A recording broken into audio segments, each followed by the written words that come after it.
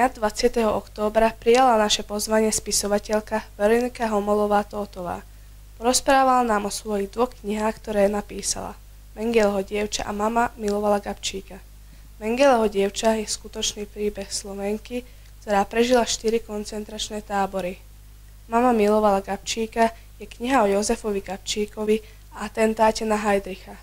Pozerali sme tiež film o skutočnom príbehu pani Ágy Urbanovej, ktorá prežila druhú svetovú vojnu. V tom čase mala len 9 rokov, keď ju spolu s mamou a otcom odviezli do koncentračného tábora do Serede, odkiaľ jej otca poslali na neznáme miesto.